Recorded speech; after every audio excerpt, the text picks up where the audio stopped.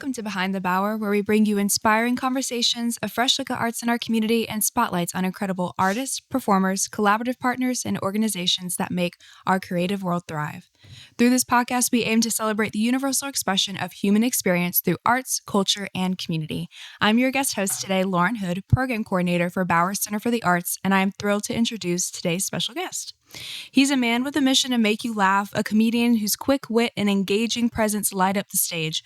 Whether he's cracking jokes about the everyday or finding humor in the unexpected, his performances leave audiences in stitches. We're excited to welcome the incredible, talented L.A. Preston, who's bringing his unique brand of comedy to a night of laughs here at Bower.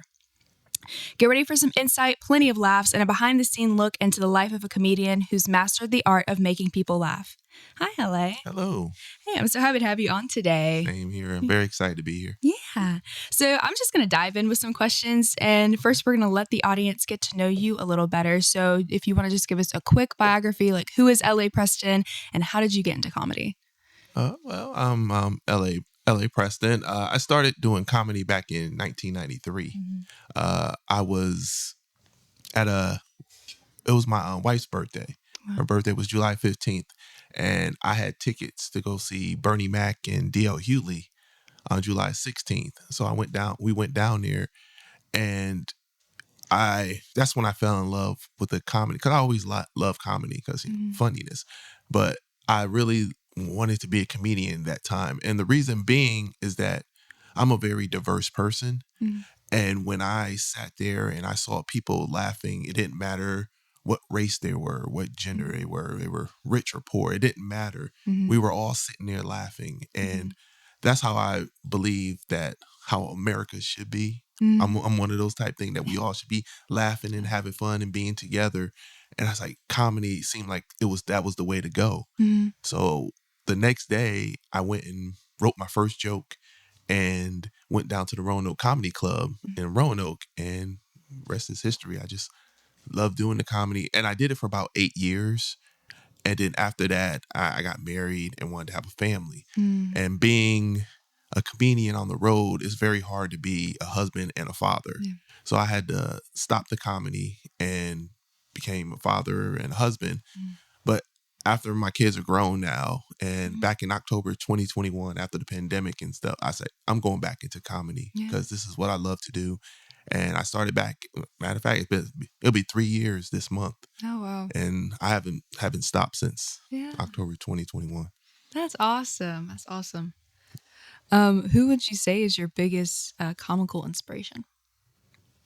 Well, I've always loved Eddie Murphy. And the reason I love Eddie Murphy is that he did everything in entertainment. Not only was he a comedian, he was an actor, he was a musician, and I said to myself, that's what I want to be. I want to do all that stuff. Unfortunately, I can't sing. So I had to stick with the comedy, and I've been in a couple shows, but never been like in a movie. That was probably my main thing, is that I've never been in a movie. And that's probably be my next thing to do, is to be in a movie. But Eddie Murphy was definitely he was just bigger than life. And that's who I really looked up to. That's awesome. Yeah, I love Eddie Murphy. I am just curious, what shows were you in? Oh, I did a show in Roanoke. It was a show called Wannabe. Oh, cool. And what it was that a whole bunch of people had different talents. My talent was the comedy. There was a guy who can roller skate very well. And then there was a girl who can sing. And we would just perform there on that show. And then there was a show in Tennessee called Rainy After Dark. And I did my comedy set there. Oh, that's so cool. That's awesome.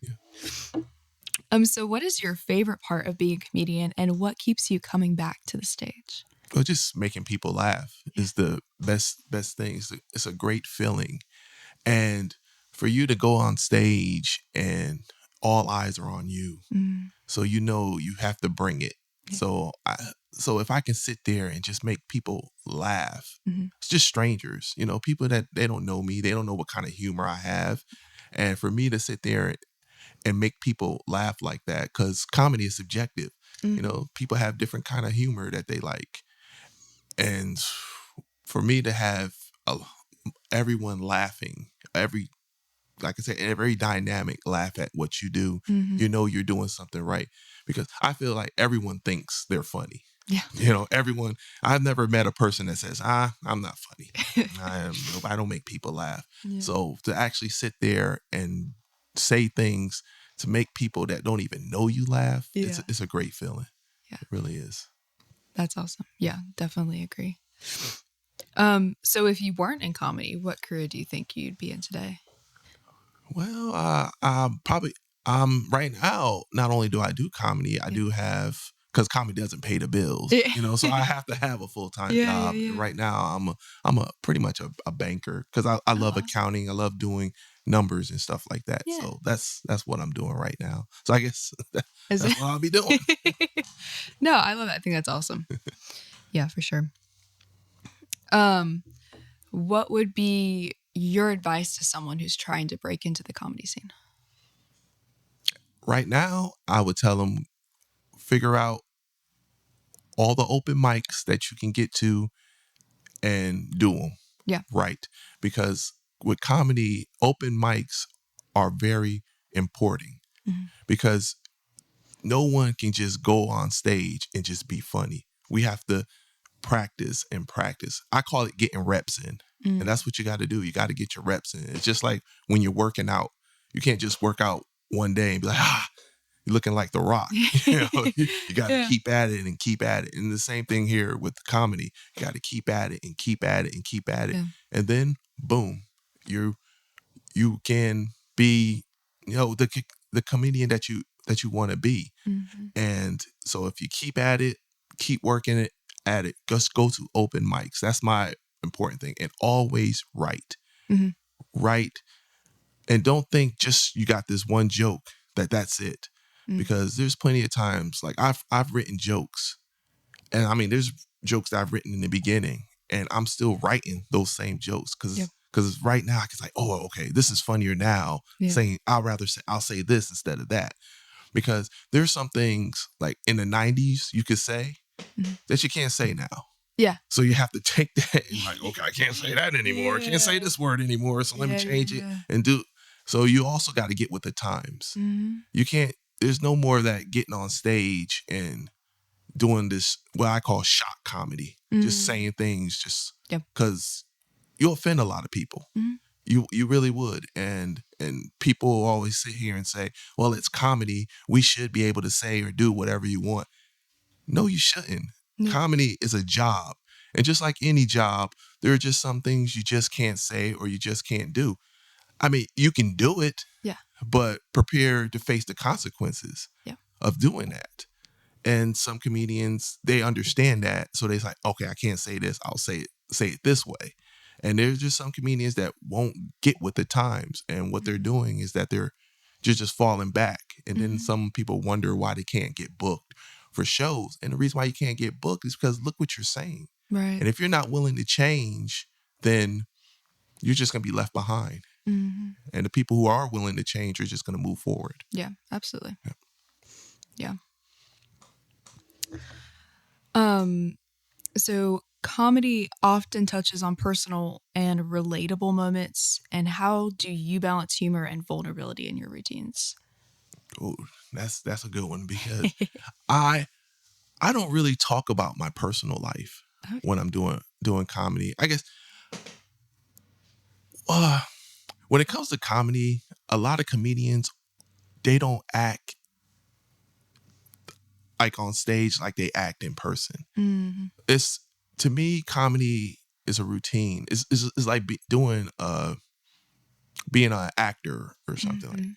Because what I say on stage, if I get off stage, I'm not like that. Because a lot of people think when you're a comedian, you want to be a comedian 24/7. Yeah. You don't.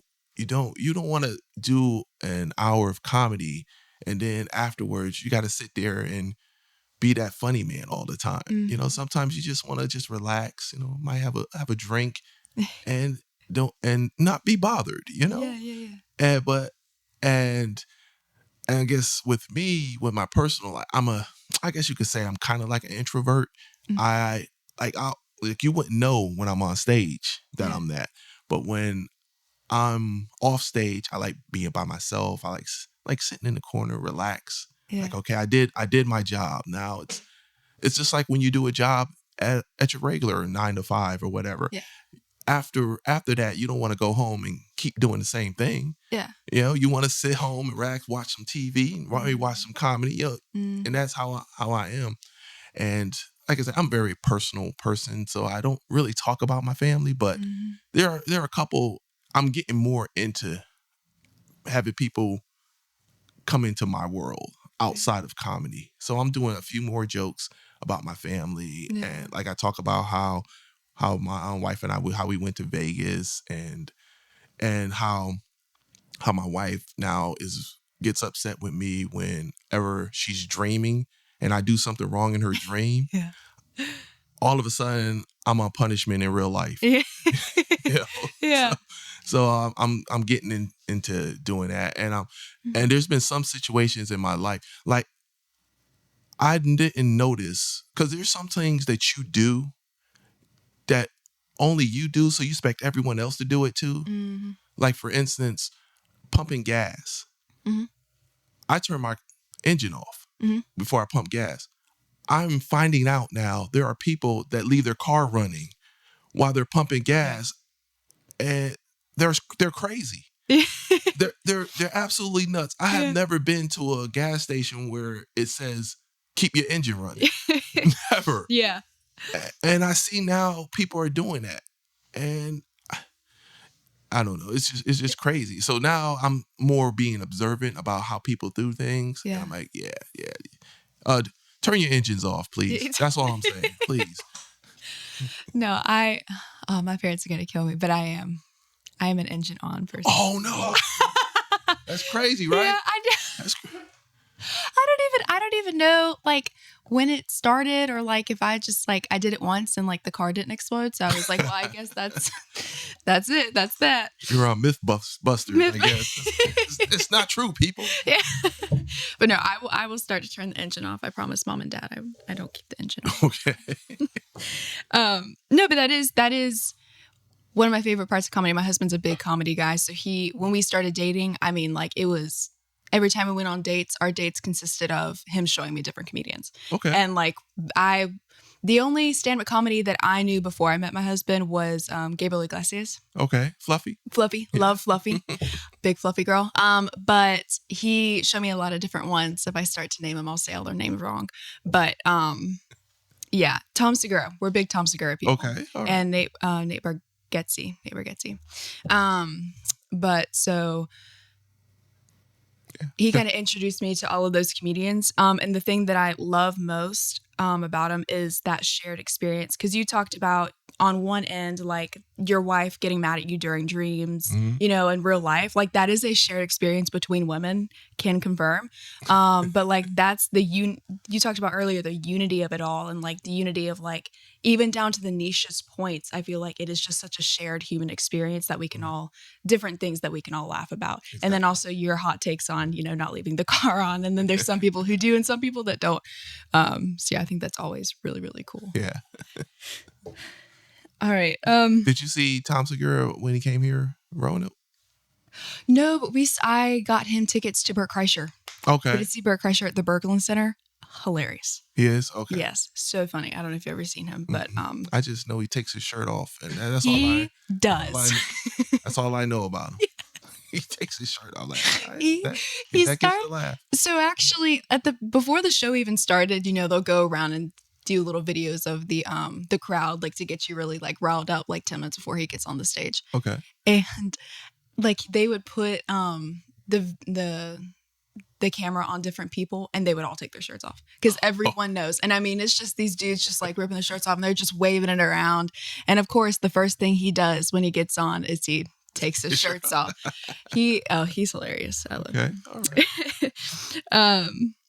What can the audience expect from the show at the Bauer Center for the Arts? Oh, just some funniness. It's gonna be very hilarious. And what it is that also it's advertised as a clean comedy. Mm-hmm. So clean comedy is a lot harder than doing it, you know, R-rated. Yeah. But to find comedians that can do clean comedy and still be funny, it's a big kudos to them that they can keep a clean set and still be funny. Absolutely. Because a lot of comedians, they use curse words as a crutch. You know, you'll listen, like if it won't be funny, then it seems like saying a cuss word is trying to make it funny. Yeah. Make it, you know, and for comedians that can keep it clean and just do jokes without cursing, it's a great accomplishment. And a lot of people who they don't like the vulgar, they want to come out to a clean comedy set. And for us to come out here and do that clean comedy set and have the people laugh, it's a big accomplishment for us. And it also makes the audience say, hey, we can actually go to a comedy show. We don't have to hear the vulgarity. Because that's what I've heard a lot of people say, that they don't come to comedy shows because of the vulgarity. They also don't come to comedy shows because they watch a lot of YouTube videos and TikTok videos, and they see the Matt Rifes of the world, and it seemed like if I go on here, they're gonna pick on me. You know, and it's not the case. We're comedians. We do jokes. We don't need the audience. Well, we need the audience so that we can laugh and stuff like that. But if you don't want to get picked on, we can do jokes without you getting picked on. We don't have to pick on the audience to get the jokes across. And Matt Rife is the same thing. He doesn't need to pick on the audience. It's just that his YouTube videos show that, because with comedy, we can tell jokes, but we can't keep repeating the jokes, because if you keep hearing the jokes, it's like, oh, find something new. It's not as funny. It's not like with music. Musicians can play the hits over and over and over again. We're still dancing and enjoying and all this stuff. With comedy, we can't say the same jokes over and over again. So that's why we got to keep it fresh. We got to keep it new. That's why it's so hard for comedians to get that material, because that's why famous comedians have you lock your phones and stuff like that, because they don't want the jokes getting out. Because when the special does come out, you're going to be, well, I heard that joke before. I mean, his special wasn't that good. You know, so, but I mean, doing the clean comedy, it's a big accomplishment for me. I feel good every time I do a clean comedy set. Awesome. It feels good. Awesome. I love that. Yeah. Definitely. I stick more with the clean comedy, and not just like, I'm not talking like like I'll PG-13 clean comedy, but Right. I'm gonna have you talk a little bit about Travis, Brandy, and Grampy, just a little bit about your relationship with them and kind of the styles of comedy that they do. Okay. Well, we can start with Grampy. Yeah. He's an older gentleman. Yep. And he's just like that grandpa. You know, and what I like about my shows is that I want diversity. Like I said, I'm big a diversity person. And I want all types of comedy on my shows that's not going to offend people. And Grampy, Grandpa doesn't offend you, you know, unless that dementia's kicking in. And then maybe you might get offended once in a while. But as for the most part, grandpas, they're just funny people. You know, they've been through a lot. They've got so much history and life, and they can just teach you some things. And Grampy is one of those comedians that'll come out there and he'll just tell you about his life experiences and just how it is growing. I guess you can say those kind of dad jokes. You know, he'll have a couple dad jokes, but they're his dad jokes. Yes. Not dad jokes that you like, oh, I heard that before. But it's his dad jokes that I really enjoy. Now, Brandy Augustus, unfortunately, isn't going to be there because she's doing a comedy festival that day. And she didn't know that she was going to be accepted a couple weeks ago. Well, that's so exciting. Yeah. But what I do have is a comedian. His name is Teron Rogers. Okay, perfect. And he is a very, very funny guy. He's from Roanoke as well. And see how I met him is that he came to my open mics down in Roanoke. And that's why I say it's very important to get to these open mics, because when you go to open mics, you're going to meet not only the new comedians, you're gonna also gonna see the seasoned comedians that's going to working out their material that they need to, and then you're also gonna see bookers there that's looking out for the talent and want to see, because it's so much easier when you book shows around the area to have comedians that are local, because it's a lot easier to book a show. And unfortunately, in Roanoke, there's not that many, or around this area, there's not many comedians that are, you can say you can book on a show that hey, they can give you 15, 20, even 30 minutes. There's not that many comedians around here. Yeah. So to get a comedian like Teron Rogers who can do that and more, it's very, I'm blessed to have a person like him that, okay, Brandy didn't show up. That's all right. I got Teron to do it. And it feels that way. And Teron is the person that leaves his engine running when he pumps gas. Because we did a show in Indiana, and that's the first time I ever seen anybody do that. And I freaked out. I was running. I was like, he's like, what are you doing? Like, got the engine running, and I'm gonna blow this place up. Oh my God. But he's told me he's done that all his life. And I'm like, crazy. Yeah. And then we have Travis Stevenson, who's just a good fella. He's from Tennessee. He's just clean cut. He's won a few contests in Blue Ridge Comedy Club. He won the Blue Ridge Funniest a few years ago, and he's just been killing it, doing all these festivals and stuff. So if there's gonna be like a comedian that I think that's gonna make it to the next level, he's that person. So that's why I'm very happy to have him on the show. Amazing. That's awesome. We're excited to have all of you guys, by the way, if you end up listening to this. And to our listeners, you definitely don't want to miss any of them. But just to wrap us up here, I'm going to give you a minute to promote any upcoming shows or projects that you might be working on that you want to share. So got 60 seconds and the floor is yours. Oh, okay. Well, you can follow me at LA Josh Preston. That's LAJOSHPRESTON on Instagram. At The Real Funny, TheRealFunny on Facebook. TikTok is LA Josh Preston. I got a show Saturday here at the Bauer Center in Bedford. Come on out, clean comedy show. I am also performing October the 7th. That's a Monday at the Clubhouse in Lynchburg, Virginia. October 19th, I will be at the Coffee Pot in Roanoke, Virginia. And that's also an open mic. So if you out there and you think you want to try out some comedy, you can come on out on October 19th and we can put you on and you can just take it from there. Also, I do an open mic October 22nd at the Spot on Kirk. That's in Roanoke, Virginia as well. All is welcome. Like I said, just don't offend people. Just come out there and just be funny. We like jokes that are original, and you got to think jokes and stuff like that. Not too hacky. If you want to be hacky, that's fine. You're just starting out, it's fine. But that's pretty much it. That's all that I'm doing. Like I do the Spot on Kirk every last Tuesday of the month.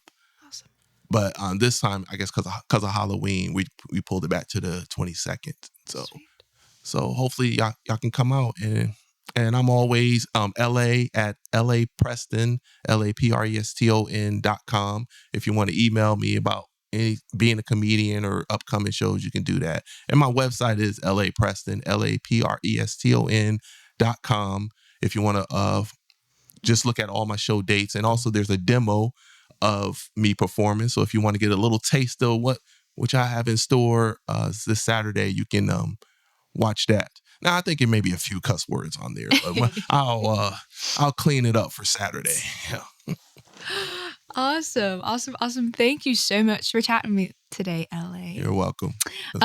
We're incredibly excited to have you along with Travis and you said Tehran, and Grampy joining us at the Bauer Center on Saturday, October 5th. So make sure to grab your tickets while they last. They're available online and at the door.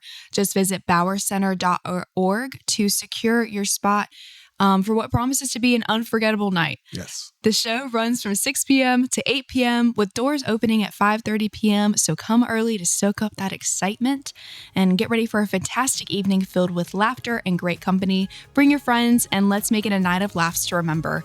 Thank you for tuning in, and we can't wait to see you next time on Behind the Bauer.